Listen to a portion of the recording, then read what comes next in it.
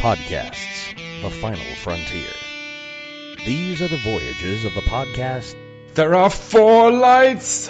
Its 5-year mission to explore strange, familiar worlds, to seek out new listeners and new civilizations, to boldly go where most nerds have gone before.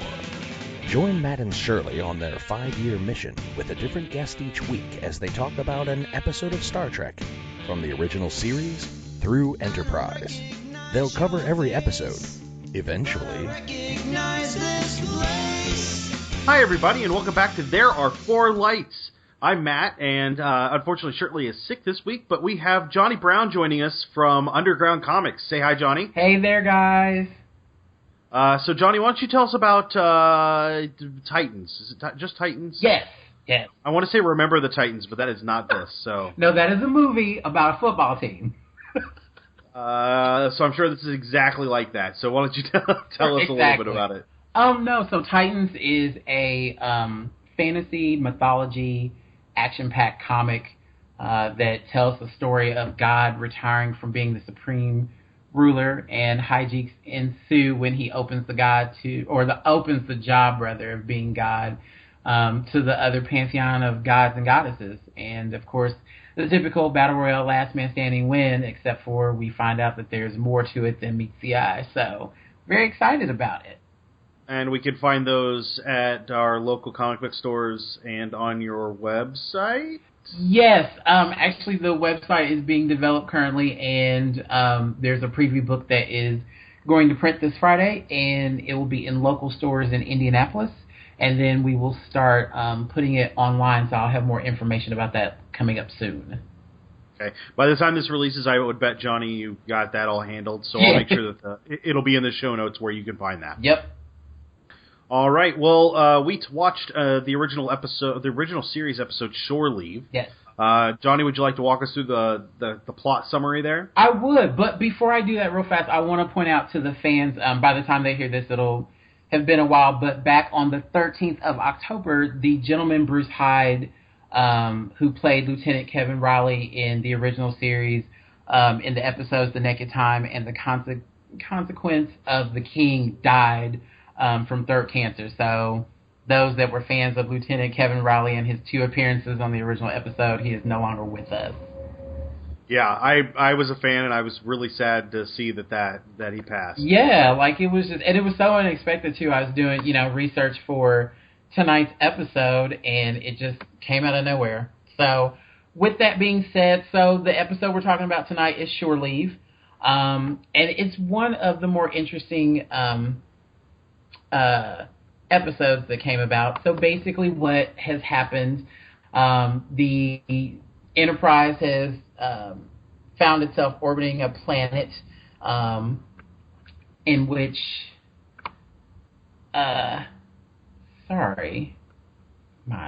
lost my train of thought there for a second. So basically, they're in the Omicron sector. Captain Kirk has decided that everyone should go for shore leave. So Dr. McCoy, along with an away team, they go down to the planet, and while they're on the planet, people start to experience kind of some strange things.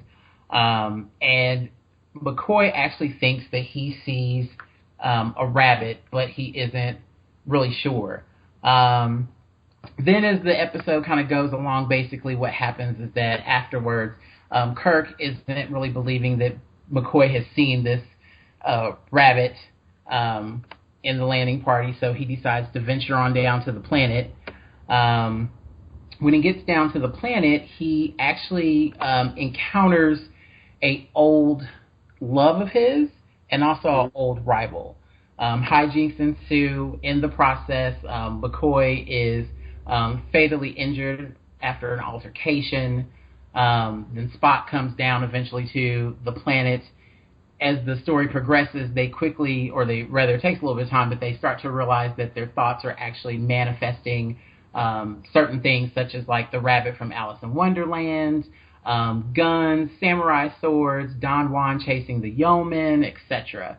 By the end of the tale, we find out that this planet is actually a elaborate amusement park that is actually able to manifest thoughts and desires of the people that have it. We find, of course, that the good doctor's still alive. All's well that ends well, as everyone decides to stay on for shore leave after the captain says that it's okay. So that's pretty much the gist of the story.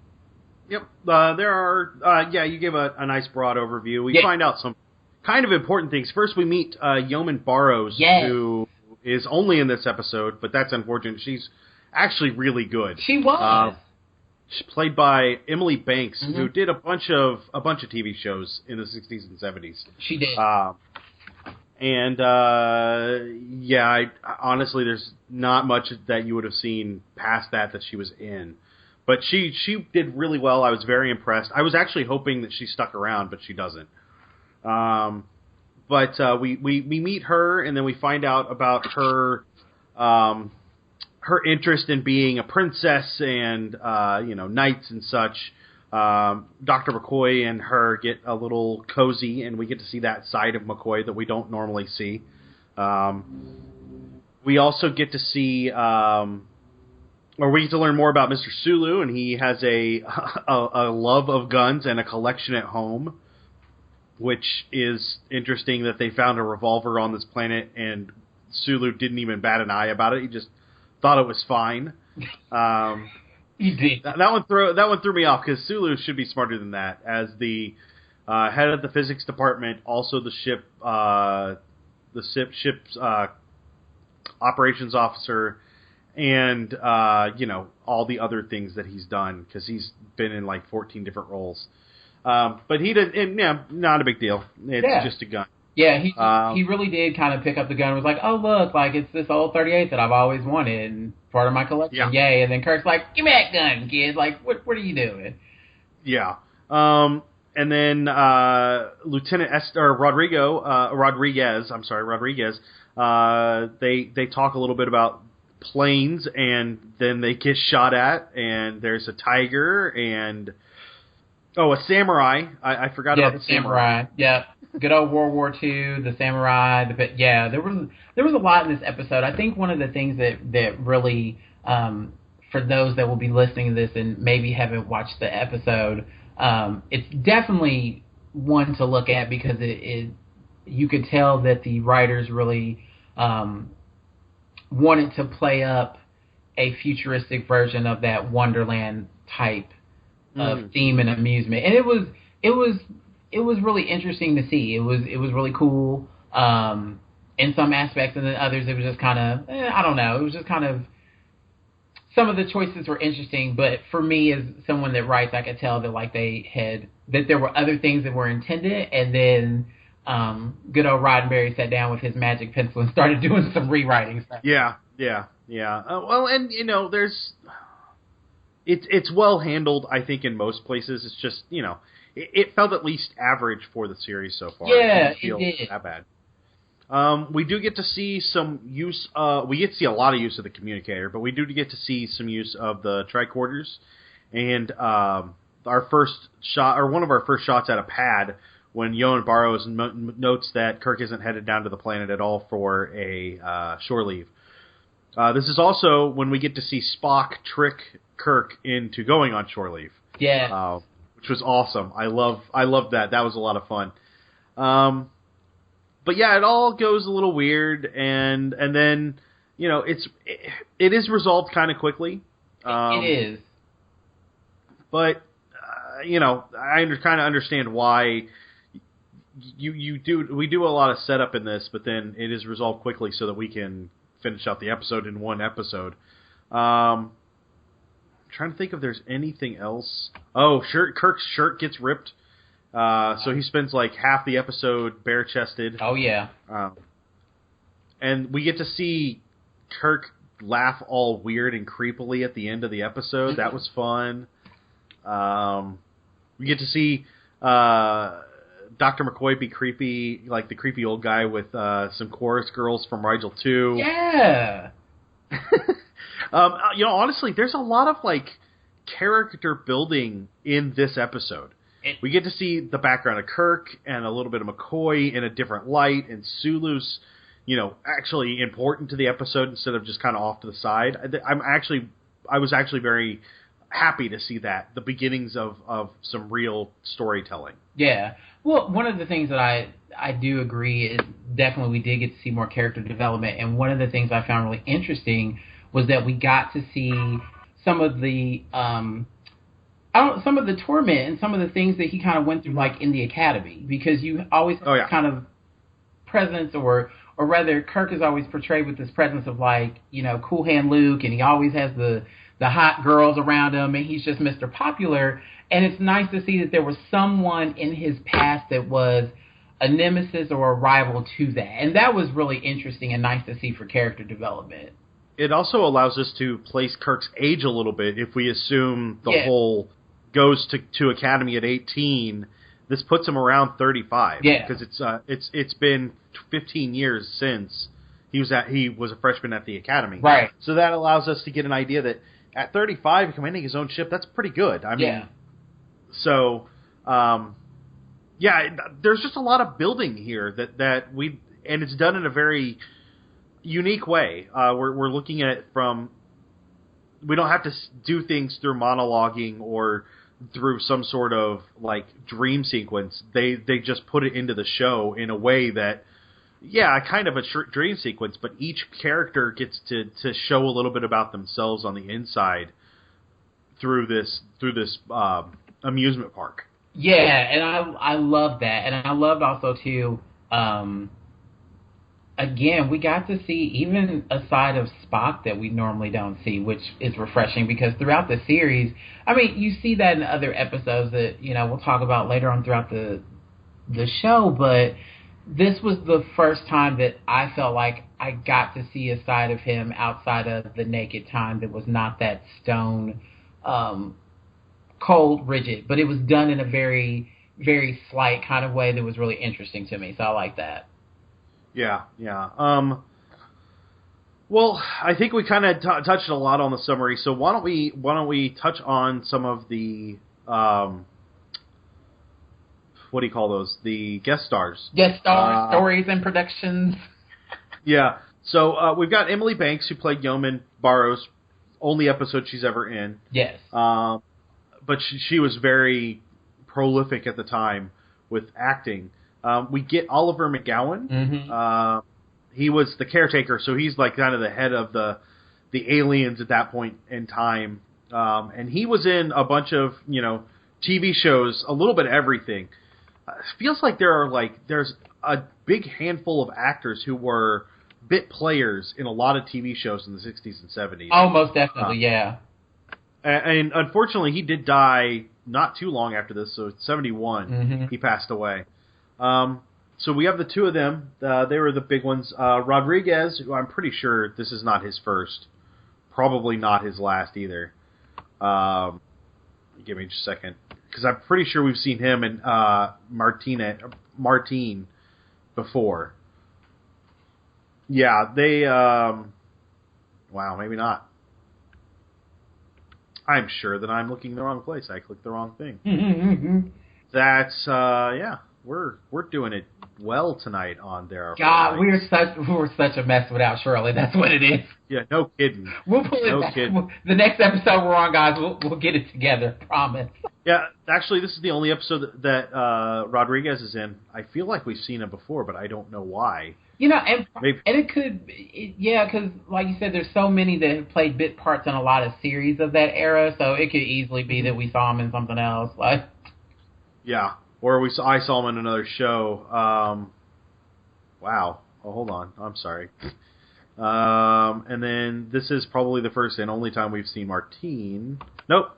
No, she was in Balance of Terror. She was in Balance of Terror that we saw, and then she'll be back in season 3, but not as the same character. So whatever. Yeah, because there's an interesting production note about her name actually in this episode. Yeah, it's Barbara Baldwin. Mm-hmm. That's the actress. And you know, she was in a lot of TV shows and stuff, but she is actually did all of the casting stuff, or was it a casting associate in the 80s? So for Dynasty and Trapper John MD, which I can't say I've ever watched either series, but I'm told they're good. I've watched but she was in those, and so she kind of shifted over to the other side of the camera there for a while.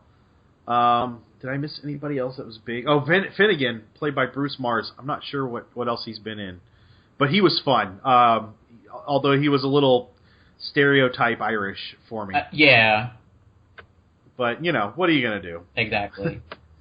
And I'm sure that he was just in more TV shows. Lots of TV shows. From like 65 to 69, he was in a bunch of TV shows. So. Oh, yeah.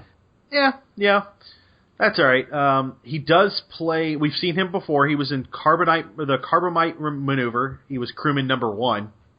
And in one of in another season of the original series, he's going to be in an episode called Assignment Earth as First Policeman. So he gets to come back as First Policeman. Otherwise, the guest stars, there's a few of them. There's also Ruth. I forgot about Ruth. Yeah, Shirley Bond, she was in this episode. Shirley, of course, is Ruth, but people that are big fans of classic television, 50s, 60s, and 70s eras, she was on things like Bonanza. She did a couple stints on That Girl and I Dream of Jeannie, Medical Center, Mannix, that starred Mike Connor, stuff like that. Yeah, definitely. So she, it looks like they just grabbed from their pool, and maybe it was the CBS pool of actors and actresses they had, because that was the thing. Yeah, probably so, because it was still days. Contract time. Yeah. It was still an era in which they had contract players, so probably so. Yeah. So moving on from our notable guest stars, we'll touch on, I guess, Strange Races, but the only one that we have is really the caretaker. Yeah. And he doesn't even tell us what race he is or where they come from. No. Which I really... But we just know that he is from another... Yeah. That's all that's important. So that kind of does it for Strange Races. It's really just the caretaker, and we don't really find out much about who he is or where he came from, or... it could have been... I think that might have been a missed opportunity for a further season or series or episode or something. They could have touched on that again, but they never did. Let's move on to things that stuck out. Anything that we haven't talked about, Johnny, that kind of sticks out for you? I think for me, it has to be just the character development. That's really what stuck out in this one. It wasn't necessarily the action or the story in and of itself. I mean, those things were good as well. But ultimately, it was about the fact that we actually got to see a little bit of insight of a lot of characters that you honestly don't really get to see very much more about them. That and the fact that Scotty was not in this episode. I was a little dismayed. Yeah, no Scotty at all. No Scotty. We got everybody else that's on the show so far. Still no Chekhov, but right. Season 1. But I think that's a good one that sticks out. I can't honestly, looking back at the things that we've done, or the episodes before this. This one's, I wouldn't say straightforward. I find it a little odd that you come on the shows where people go seemingly crazy. Because when we first started watching it and McCoy sees a bunny, I'm like, oh, good. So hallucinations and crazy time are when we have Johnny on the episodes. I know. We were on for Naked Time last time, and that one was all kinds of crazy time. Yeah, and then I did Miri, and of course we had psychotic children. So yeah. So I guess the next crazy episode, y'all need to call me, and I'll do it. I guess. I guess I got a shtick. I mean. Yeah. Hey, got to stick with what you're good at, right? Knowing crazy people. Exactly. I'm like, I guess. Oh, I do want to say one of the things I found interesting, because you know me, I love the behind the scenes things. One of the cool things, William Blackburn, who played the White Rabbit, was actually a professional figure skater, and he got the costume from the Ice Capades, but he actually but he's actually claustrophobic, and so the costume designer got upset because he had sewn the head down and he went kind of psychotic, and so they came to an equitable solution after he ripped the head off, and they used Velcro instead. And then afterwards, he said it was better. But the irony is that I think Blackburn also did